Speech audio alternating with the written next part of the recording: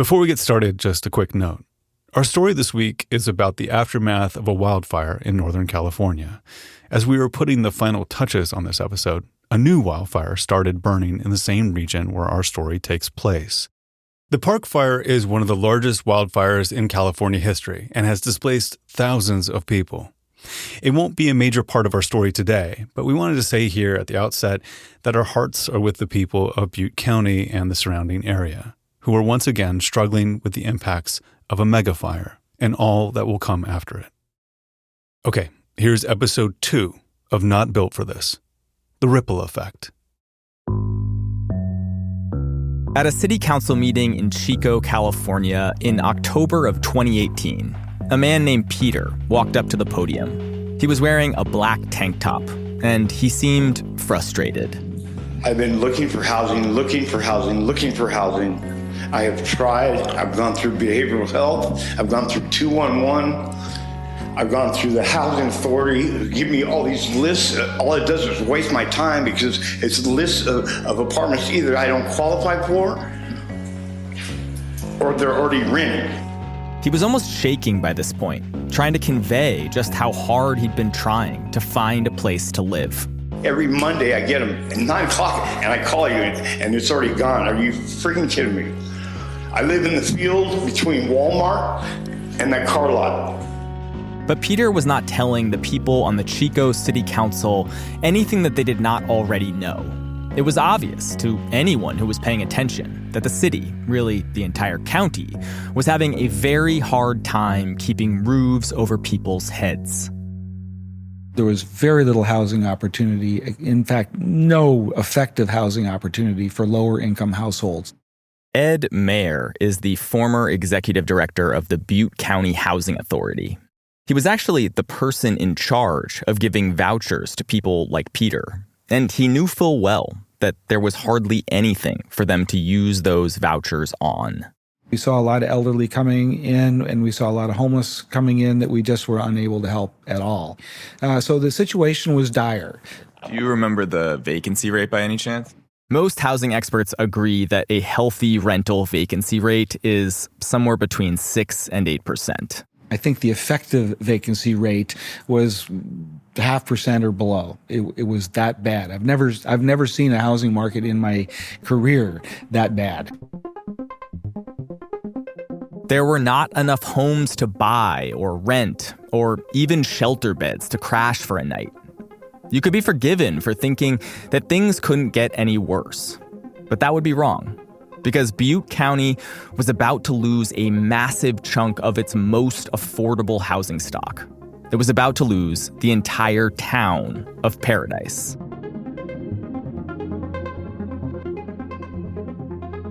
Starting on November 8th of 2018, an enormous wildfire began ripping through the forested foothills around Paradise. Wildfires are often named for the nearest road from which they were first reported. This fire started off of Camp Creek Road, which gave it a spectacularly understated name, the Camp Fire. The Camp Fire is the deadliest and most destructive. The deadliest and most destructive wildfire. The most destructive fire in California's history. As the fire burned Paradise to the ground, Ed was at his office in Chico, about 15 miles away. He was trying to get a handle on just how many homes had been lost throughout the county. At some point, he got an email from a colleague estimating 14,000. And I went, oh my goodness. And I thought 14,000, and I roughly did the math very quickly in my head. Number of people per household, 3 people per household, that's 45,000. Somewhere between 35, 45,000 people have been displaced. I burst into tears. The fire was contained after a couple of weeks, but Ed's problems were just beginning. He had already been struggling to find housing for the most vulnerable people in the county. How on earth was he supposed to conjure up homes for the 45,000 people who had suddenly been made homeless? To be in a business where housing was that difficult to start, and then to have that kind of thing hit your community was just, it was brutal.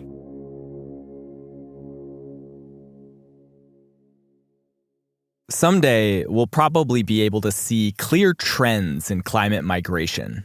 Over time, it's likely that millions of people will move northward and away from the coasts.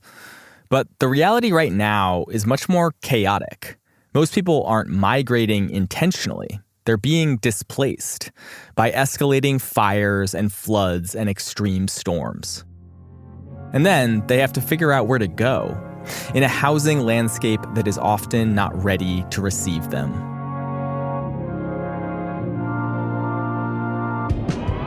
Most of the stories about the Camp Fire have understandably focused on Paradise, the beloved town with the iconic name that was nearly wiped off the map. But the nearby city of Chico was also transformed by the fire. Because in disasters where a lot of people lose their homes, the impacts are not contained to a single city or town. They ripple outward, cascading into the surrounding area, as the survivors are forced to go looking for new places to live. This is the story of what happened after the famous fire in Paradise. It's about two women from very different economic backgrounds, struggling in very different ways to find a place to live in the aftermath of disaster. And it's about a town caught in the crosshairs of both the climate crisis and the housing crisis, and how the people there reacted when thousands of displaced climate migrants showed up on their doorstep. Because Chico, California was not built for this. I'm Emmett Fitzgerald.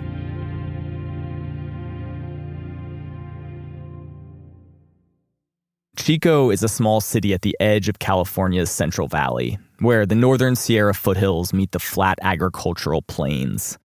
It's a relatively wealthy college town in a relatively poor farming county.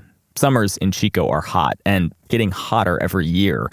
But there are all these creeks that run right through the center of town where people can cool off. Chico has a yo-yo museum, a really high number of breweries per capita, and a bustling farmer's market where you can buy a beaded bracelet from a white lady with dreadlocks or locally grown pomegranates. When I first came to Chico, I thought I had died and gone to heaven. It had everything. I mean, I loved the community. The music was insane. I mean, I just loved it. Susan Dobra came to Chico in the 90s to teach in the English department at Chico State. The job didn't end up working out, but she stuck around because she loved the city so much. She met a skinny guitar player named John Michael, and she moved in with him and his son Skylar. John Michael and I, at that point, we were raised in Schuyler. We had fallen in love. We decided to try to buy a house together. So we went looking and couldn't find anything in Chico that we could afford.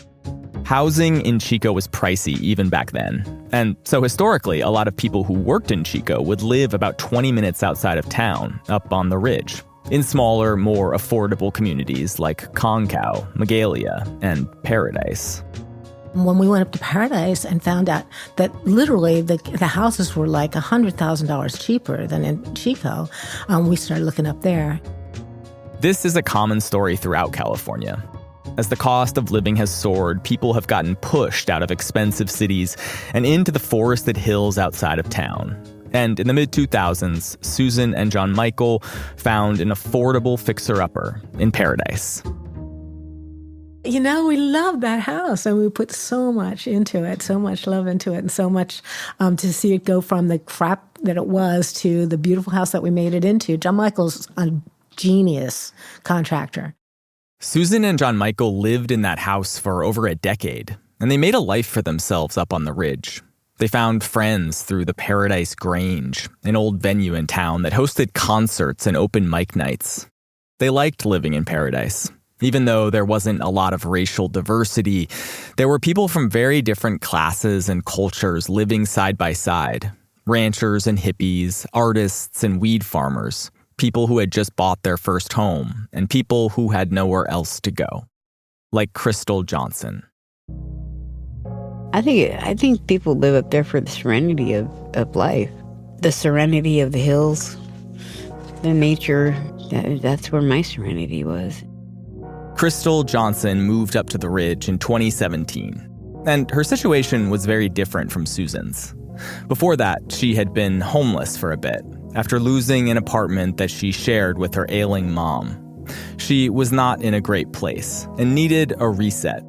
Honestly, I went up there to go and find myself,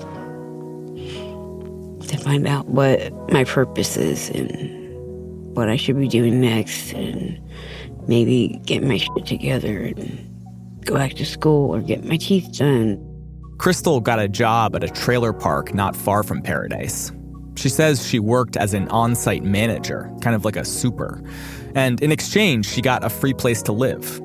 She spent her day cutting firewood for the residents and handling a seemingly endless stream of maintenance requests.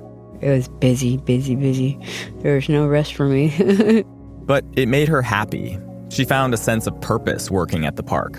It felt good to have her own needs taken care of and be able to focus on helping other people. It just made my heart feel whole, like the Grinch when he had that little tiny heart and it grew so big.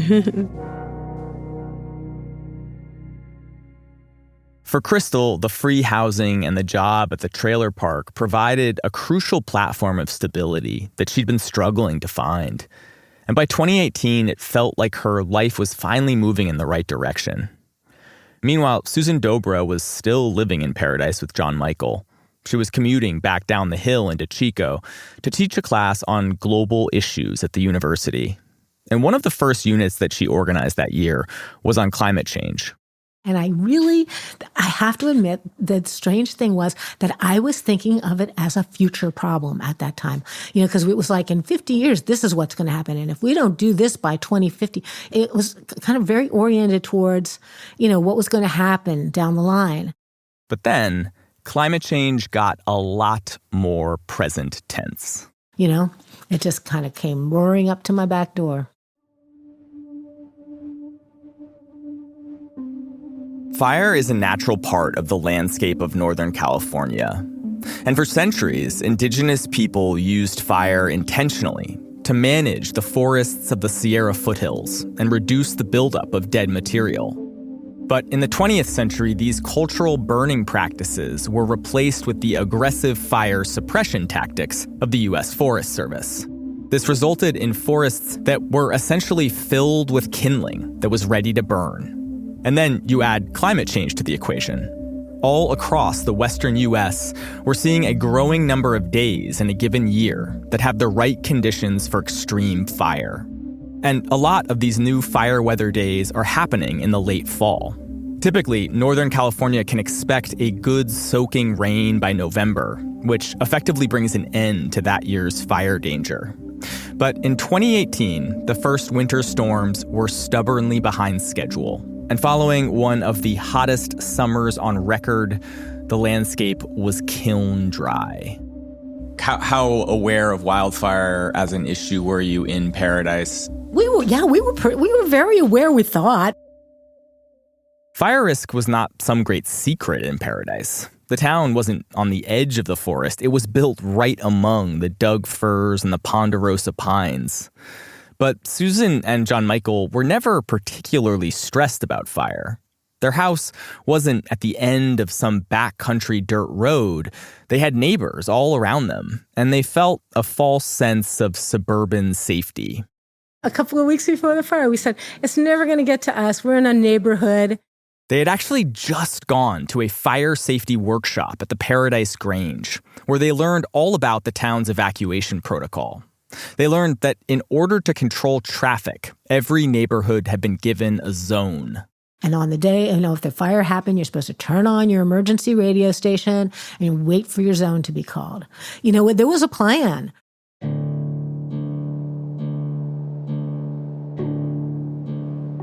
The campfire erupted on the morning of November 8th. It was a classic fire weather day, with a hot, dry, ominous wind whipping down off the western slope of the Sierras. Susan had gone to a doctor's appointment early that morning, and when she got out of her car, she saw a bunch of people in the parking lot pointing at the sky. And there's a big glow in the sky, like bigger than like a sunrise, right? There's a big glow, and I said, "Is that a fire?" They said, "Yeah." I said, "Well, wow, that's big." And they said, "Yeah, and it's windy." Yeah. Earlier that morning, a piece of equipment belonging to the power company PG&E had malfunctioned near the town of Polga. It sparked a small blaze, but it didn't take long for the 30-mile-an-hour winds to whip up an inferno. When she got home, Susan turned on the radio. This is an emergency notification for the town of Paradise. The voice on the radio said that they were evacuating certain neighborhoods in Paradise, but not her zone. Zones 1, 5, 12, 15 are to be evacuated. Please stand by for other zones. But then she noticed that her next-door neighbors were leaving in their RV. And they couldn't get out onto the road, and that's the first time I noticed, wow, there's traffic. There's a line of traffic on the road. And just then the electricity went off. Susan turned on her car radio so she could keep listening as they got ready to leave. And that's the first time I realized and noticed that I turned it on at 8 o'clock. It's now 11:15. This is the same message that's been playing. Zones 1, 5, 12, 15 are to be evacuated. Please stand by for other zones. The emergency message was playing on a loop. They've abandoned the emergency station. That cannot be good. That can't be good. So then I said, okay, honey, we got to get out of here. They pulled the car out of the driveway and went absolutely nowhere. It was bumper-to-bumper traffic. Like we got maybe 500 yards in 45 minutes, and now it's noon. It's black as night. You can see the glow of the fire, off in the distance.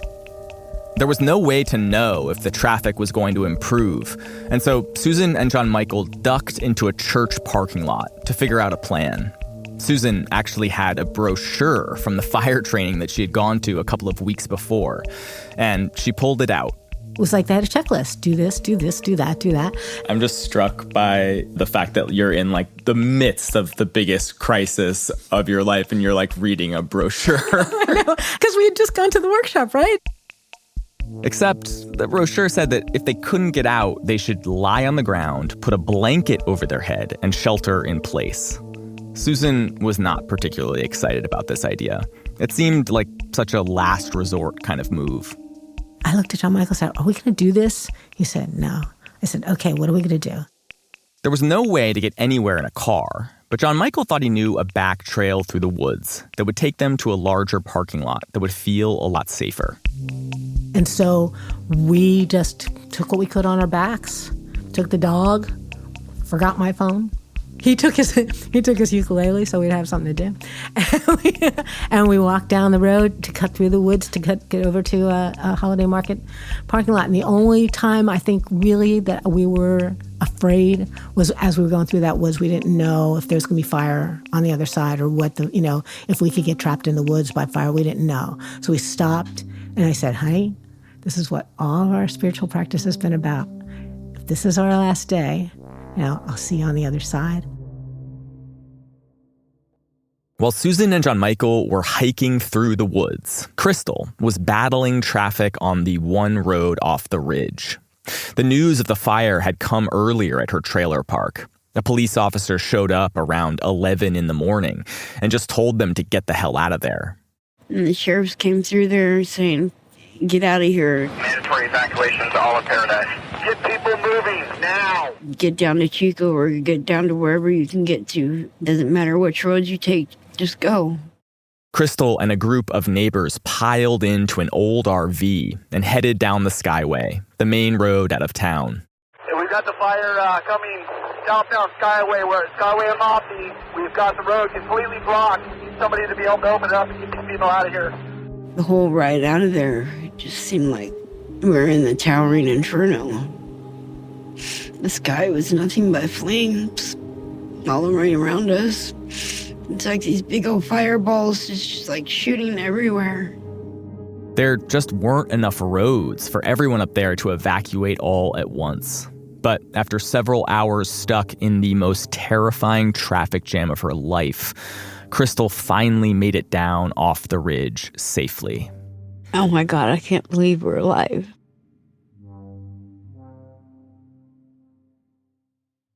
Back up the hill, Susan and John Michael somehow managed to find a safe path through the woods, carrying John Michael's ukulele. And they ended up in a different parking lot outside of a holiday market where they were met by a bunch of CAL FIRE officials.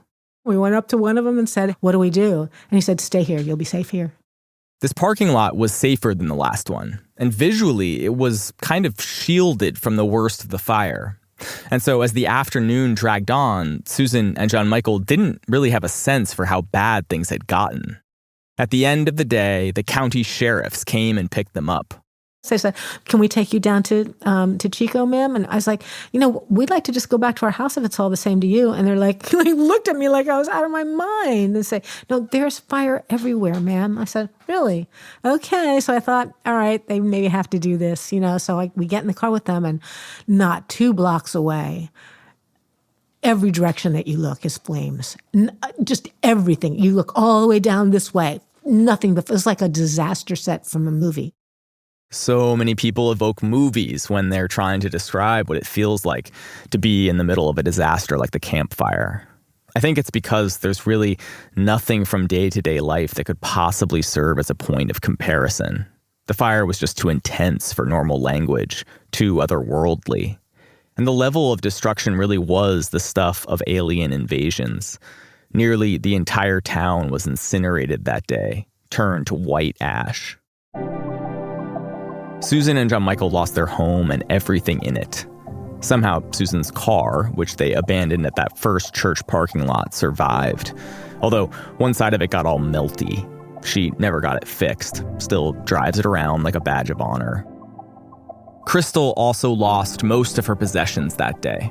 The trailer park where she lived and worked partially burned during the fire. And she was so traumatized by her experiences that she never wanted to go up on the ridge again. All 3 of them, though, were lucky to make it out alive. 85 people died in the Camp Fire. But even before the extent of that tragedy was fully understood, it was clear that another disaster was starting to unfold. One that would impact Susan and Crystal in very different ways. That's coming up after the break.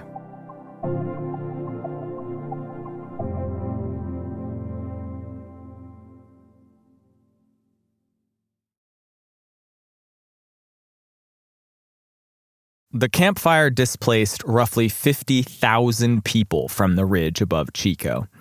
And over time, the diaspora of fire survivors fanned out across the country. People moved to be closer to family or further away from their own trauma. Researchers at Chico State have found fire survivors in all 50 states.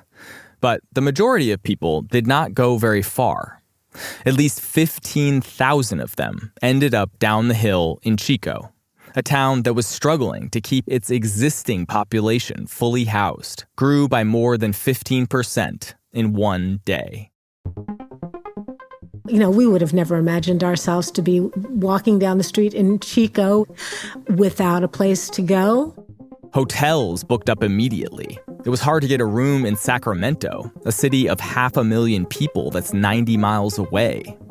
And so Susan and John Michael found themselves in a McDonald's, scrolling through their contact lists. It was like, okay, what friends are going to take us in? Who can we ask this of? Sometimes when I think about the fire, I think about the metaphor of a staircase. Everyone who was up on the ridge that day fell down the stairs. But where you ended up depended a lot on what stair you started on. For people at the top, they landed somewhere in the middle. But for a lot of people who were already struggling with housing before the fire, they bottomed out. Susan and Crystal had very different trajectories in the aftermath of the fire, and their paths diverged right away, as they both had to figure out where they were going to sleep that night. One of the biggest factors working in Susan and John Michael's favor was that they just had a lot of friends in Chico, including one crucial friend named Athena. And when we called her, she said, "Oh my God, I've been calling you for hours. Thank God you got in touch with me. How are you guys doing? Come to the house right away. Come, you're going to stay here. This is where you're going to stay." Taking on a temporary housemate from Paradise was a totally normal thing in Chico in the aftermath of the fire. At first, it was as if the town swelled through sheer generosity to cram in as many new people as it could. Fire survivors slept on friends' couches and camped in cousins' front yards. Some people even stayed with strangers. So what happened was, okay, everyone's here initially, great outpouring of compassion, everyone understands. Here's Ed Mayer again, who ran the Butte County Housing Authority at the time. If you were inclined, you could walk into any store in town, fill up your grocery basket, and walk out, and no one would ask a question. The people of Chico did not ask for thousands of new neighbors. And yet early on, you could find kindness wherever you looked in the city, even at the Walmart. In the early days, right after the fire, a lot of displaced people ended up in the Walmart parking lot, which just so happens to be right across the street from Ed's office at the Housing Authority.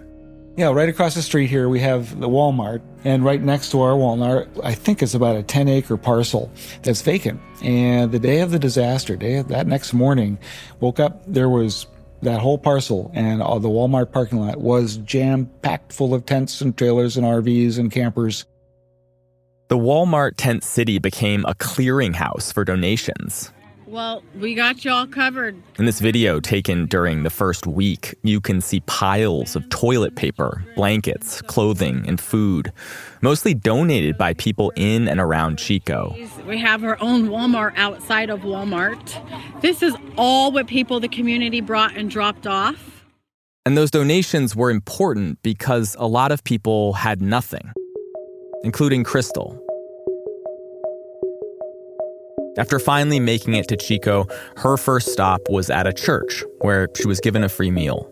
She was with her teenage son. We'd sit there and we'd look at each other and think, how are we going to do this? How are we going to make money to get clothes? Because we had nothing anymore. Unlike Susan and John Michael, Crystal didn't really have anyone in Chico she could stay with. And so she and her son got on a bus that took them to the fairgrounds in the nearby town of Gridley, where the Red Cross was setting up a temporary sanctioned campground. Luckily, donations were already piling up there too, and she was able to snag a free tent. I had my tent, and I was out there in a tent, what they call Tent City. The Gridley Fairgrounds became a tent city run by the Red Cross and the kindness of strangers. People would come by and give us gift certificates and this and that, whatever. And everything was brand new. Nothing was used. Nothing. And to have all that new stuff, it just warmed up my heart. Call me a sap, but I think that people are mostly good. And in the aftermath of disasters, you often see all that goodness turned up to 11.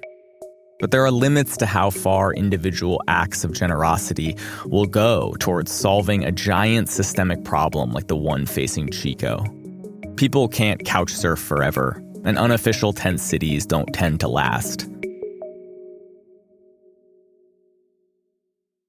In the end, the Walmart encampment only lasted a couple of weeks before it was closed down.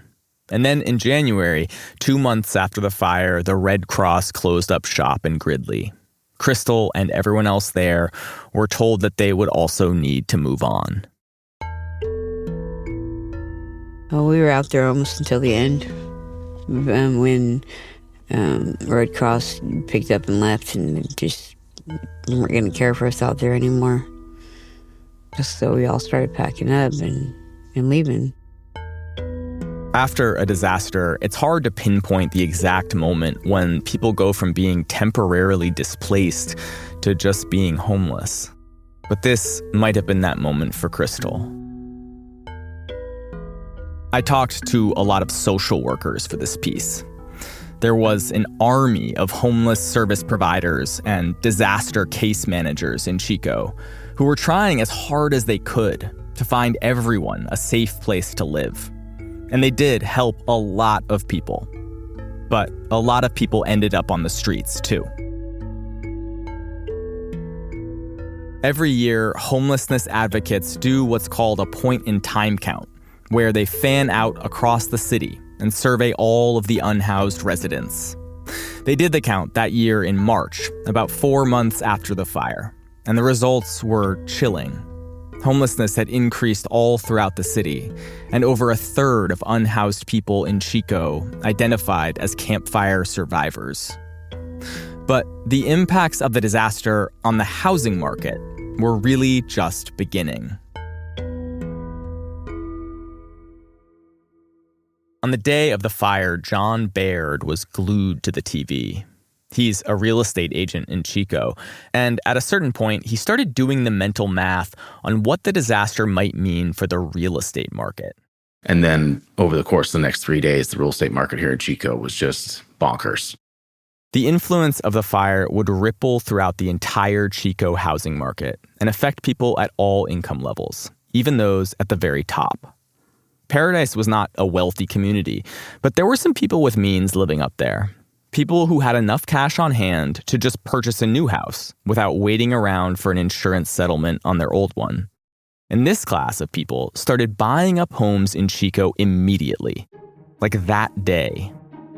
It was just a mad dash to try to get homes. And it was surreal. You know, it was kind of a major daze during the entire day, kind of like you could not believe this is happening. Do you remember receiving calls that day? Or Yeah, so I had just happened to list a home in Chico, a really nice home that had been on the market with another agent for like 60 days and didn't sell. And then that next day, like we had, I think, 10 showings. We ended up getting 6 offers. Of those, how many of them were campfire survivors? Oh, every single one. Yeah, every single one of them were. I think we had around 165 homes on the market in Chico before that weekend. And after the weekend, they were virtually all sold. Housing prices in Chico spiked in the weeks following the fire, and rents went up right along with them. By the end of the year, Realtor.com declared Chico, quote, the hottest real estate market in the country, a twisted designation given the circumstances. This was the housing landscape that beleaguered campfire survivors were operating in as they tried to get back on their feet. Here's Susan Dobra again. Housing was just insane. Everybody was having a hard time finding a place. People had friends and stuff like that, but it was like, okay, well, now where am I going to live? After weeks crashing with friends and then more time living in a different friend's rental, Susan and John Michael started looking for a home to buy. They had gotten their insurance settlement and were ready for their next move. They didn't want to rebuild in Paradise, though. They wanted to stay in Chico. John Michael, in particular, he was working through a lot of PTSD from the fire, and being in Chico made him feel safe. He could ride his bike everywhere he needed to go, which was great because every time he got stuck in traffic, he felt like he was reliving the worst day of his life. It doesn't matter where I'm at. If I get in gridlock anywhere on the planet, I'm not the same person. It's like, turn around, we're out of here. That's the kind of feeling. So it felt good to be in Chico. It felt safe, fire-wise. Did you actually look at houses in Chico? Oh yeah.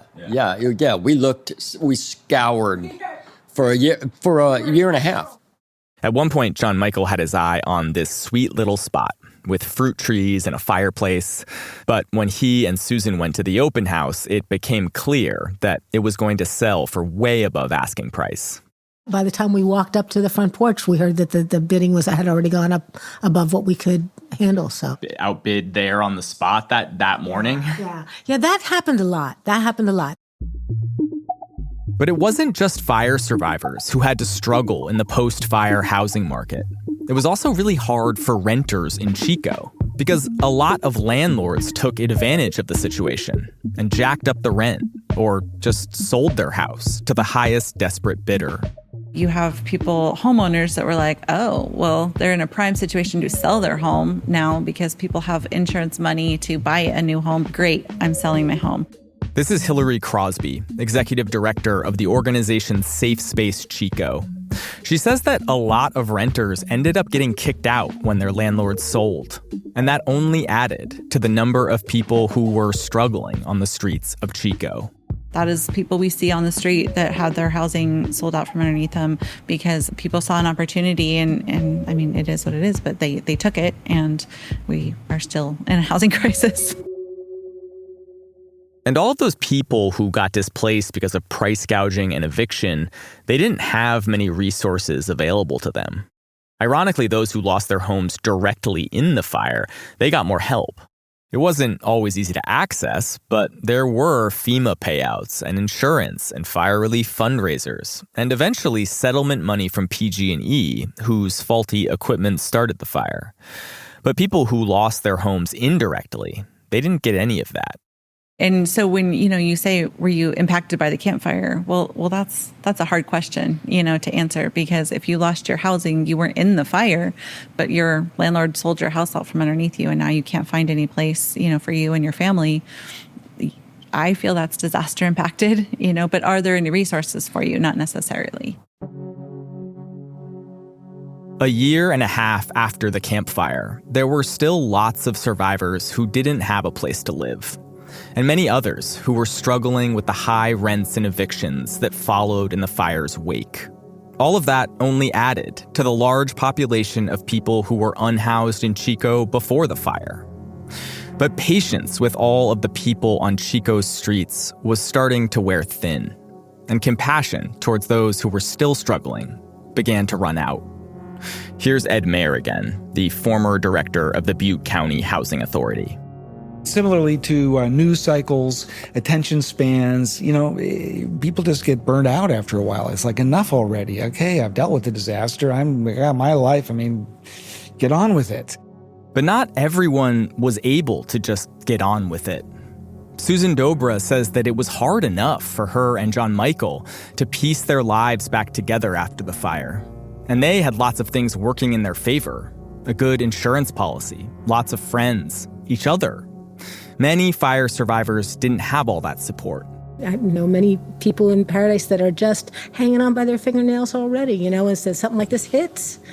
It wipes them out. It sets them back years and years in their recovery from whatever it is they're recovering from. Frustration with the large numbers of unhoused people in Chico began to simmer. And then, during the early days of the pandemic, it bubbled over. The city stopped breaking up encampments during the COVID lockdown, and everyone I talked to agreed that the encampments grew larger and more chaotic during this period. Without garbage collection, the trash began to pile up, and a lot of people in Chico started getting very upset about the conditions inside their parks. Over time, you started to hear a news story getting told around town. That the people living in the parks were not fire survivors or even local to the area, but that they were coming to Chico from all over to take advantage of services. Here is City Councilman Sean Morgan in an interview with a local radio station. The narrative that these are people from Chico and they're people from Paradise and they're down on their luck is absolutely, totally false. I'm just going to jump in here to say that this is one of the most common and pernicious myths about homelessness that local politicians love to repeat, that all of the unhoused people in their city are coming from somewhere else.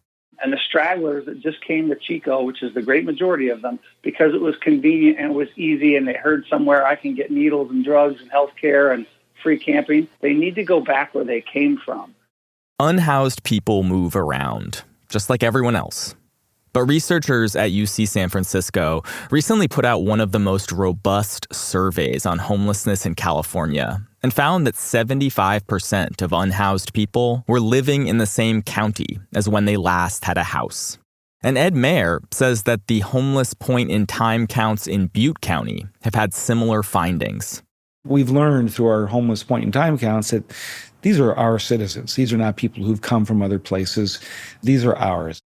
I want to be really clear. The majority of people in these parks were not fire survivors, but all of them were trying to find a place to live in the middle of a county-wide housing crisis that had been deeply exacerbated by the fire. And also, some of them were fire survivors, including Crystal Johnson. Crystal was bouncing around a lot during this period. She found a free trailer on Facebook, which she parked behind a motel and lived in for a bit. Then she got a room in the motel for a while through a pandemic program. But that didn't last either. And eventually, she found herself back on the streets, attracting unwanted attention. We didn't have a place to shower or, to get bathed up. And to not smell or have clean clothes or fresh water. They started turning an eye on us. Crystal says it felt like some people in Chico started seeing her in a very different light. No longer was she the victim of this horrible fire. Now she was the problem. Some people didn't even believe that she had lived up on the ridge at all. But I have plenty of proof, and it doesn't matter what they think. 'Cause after a while, people say, oh, you're just another one of the local homeless people or transient people, or no, we're campfire survivors. For Crystal, it seemed like this crucial chapter in the complicated story of how she ended up in this situation was being erased. And how can anybody judge another person when they haven't put their feet in their shoes and lived their life and what they've been through? Some people are quick to judge them, and it's not right. We've been out here because it's campfire, period. But anger about the situation in the parks was powerful in Chico, and it coalesced into a political force. Conservative city council candidates started running on a promise to get tough on the encampments. The campaign resonated with a lot of people, and in November of 2020, the conservatives flipped the city council. And as soon as they got into power, they made good on their electoral promises by evicting a large encampment that had developed in one of the city's biggest parks. Chico PD, park rangers, and even city staff came in with bulldozers and cleared up the mess left by campers and homeless who've made this park their home. Evictions like this went on for months. Every time the police closed an encampment, a new one would pop up somewhere else, and the city just kept whacking the mole. Crystal remembers the feeling of getting moved again and again. We were always on the go, and we just couldn't stay in one spot for too long. Otherwise, cops would show up, and we'd be told we got so many days or so many hours to move. Crystal was caught on a hamster wheel of displacement. And every time she got moved, she had the same question for the cops. Where were we supposed to go? They said, well, figure it out. Okay. I've been trying to figure it out. And it's not that easy.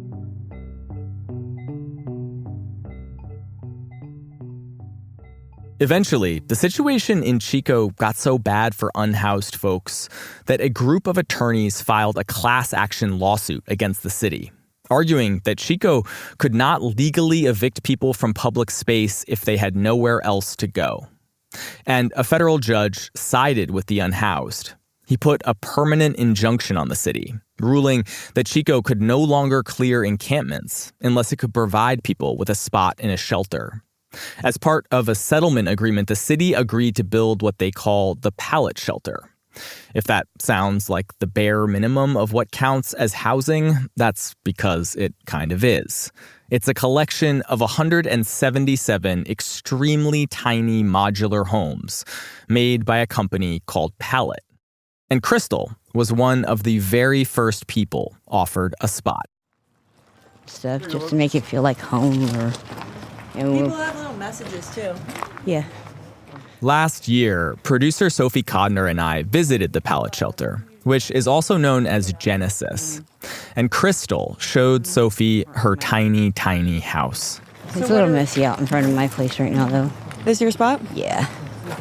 Right here. The shelter is a series of white boxes, arranged in neat rows across a dusty lot like little storage units. Each one is 64 square feet.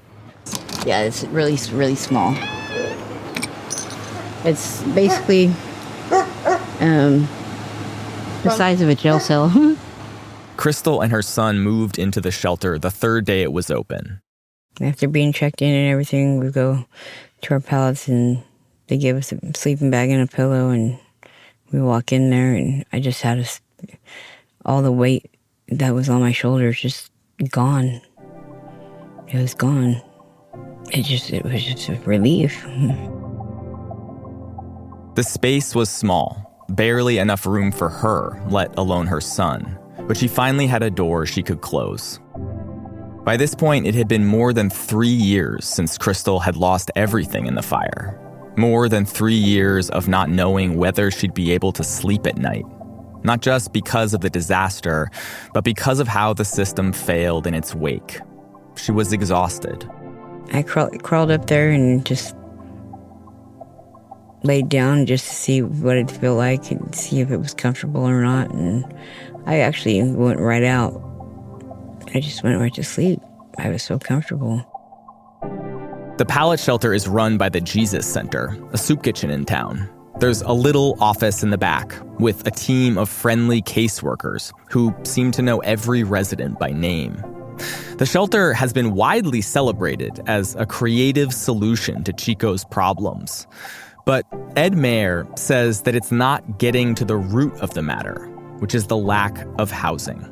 I simply say it this way. If I wanted to put every homeless person in a house, they don't exist. And that's the bottom line. Chico faces many of the same obstacles to building affordable housing as other cities in the country. Many of the residential neighborhoods are zoned exclusively for single-family homes. And every time someone tries to build a new apartment building, there's fierce opposition from local NIMBYs. But Ed is also feeling more hopeful than he has in years.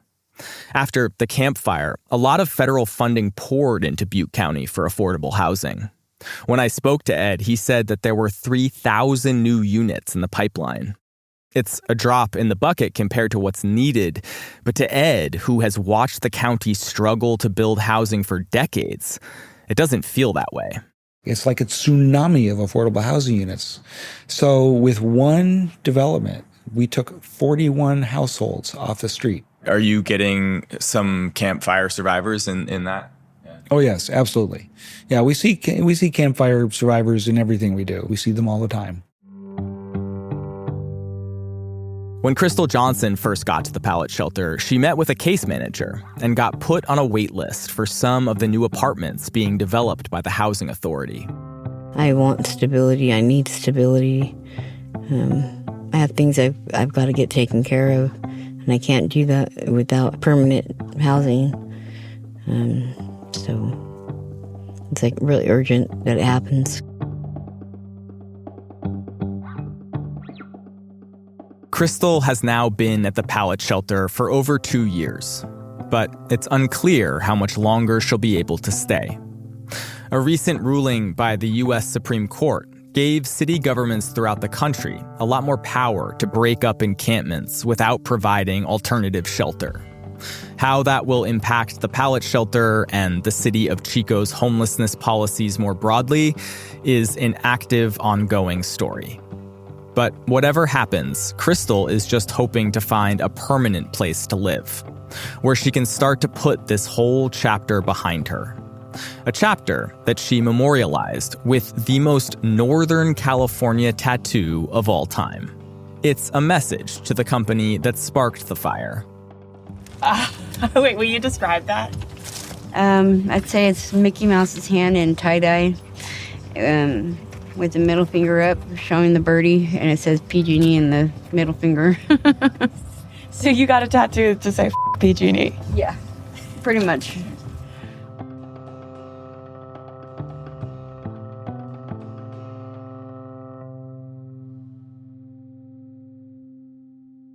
Climate change is obviously not the singular cause of Crystal's situation. It's not even the singular cause of the Camp Fire.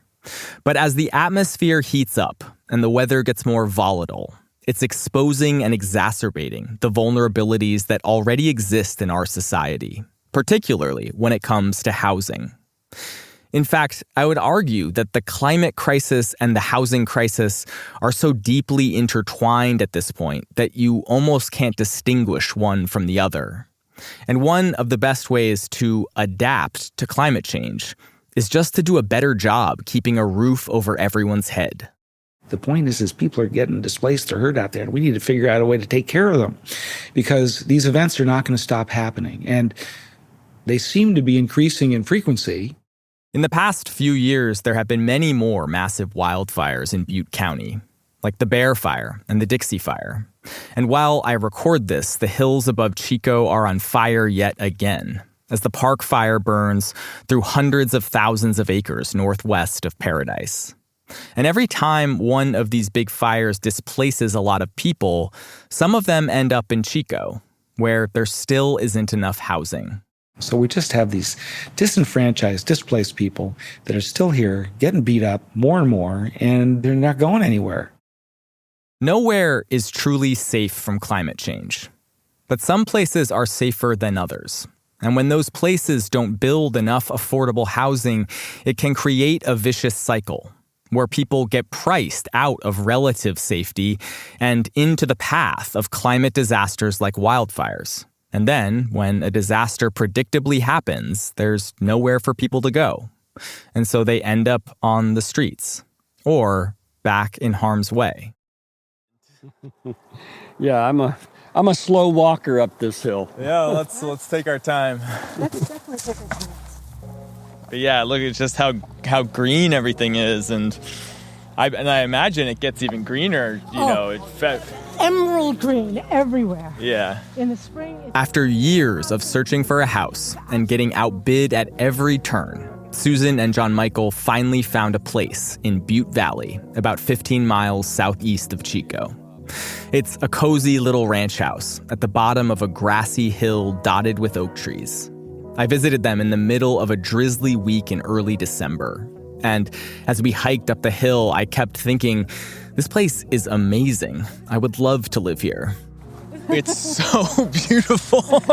It's really so incredibly beautiful. It's just awesome. I just love it. I love the cool weather, the wetness. Yeah, right. It's so moist and verdant.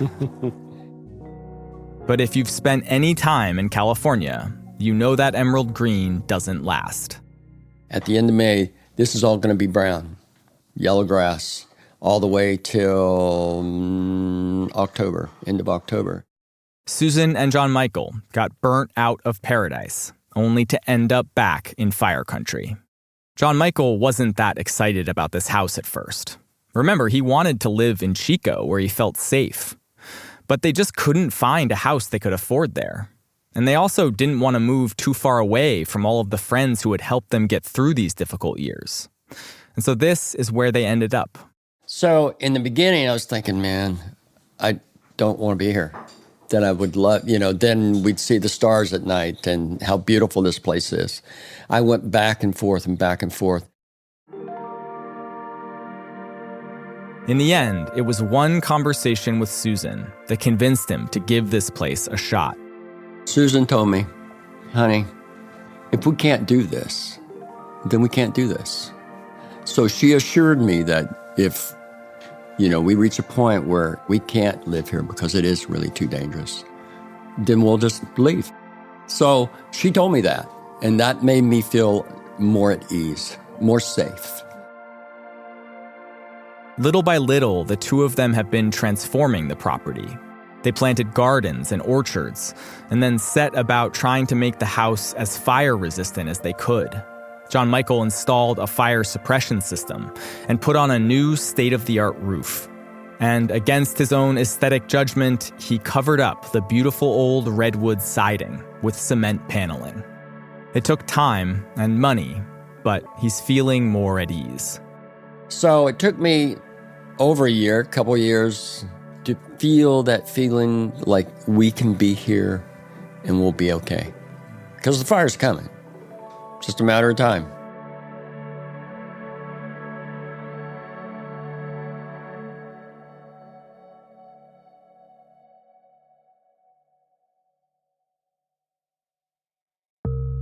Next time on Not Built for This. All across the country, there is an economic force that is threatening to drive people away from areas of extreme climate risk. Insurance. The first policy we got was $2,400. The second year it went up to $3,000. The third year they wanted $7,600 almost. In recent years, insurance rates have skyrocketed as companies try to cover increased losses due to climate change. And almost nowhere is that more true than in Southwest Florida. Everyone's having insurance issues. And insurance has become a nightmare in Florida all the way around. It once seemed like nothing could stop the Florida real estate machine. But rising insurance rates are threatening to put a lot of Floridians financially underwater, long before their houses are swallowed by the sea. One more storm like that, I'm out. You sell this daggone house, we're leaving.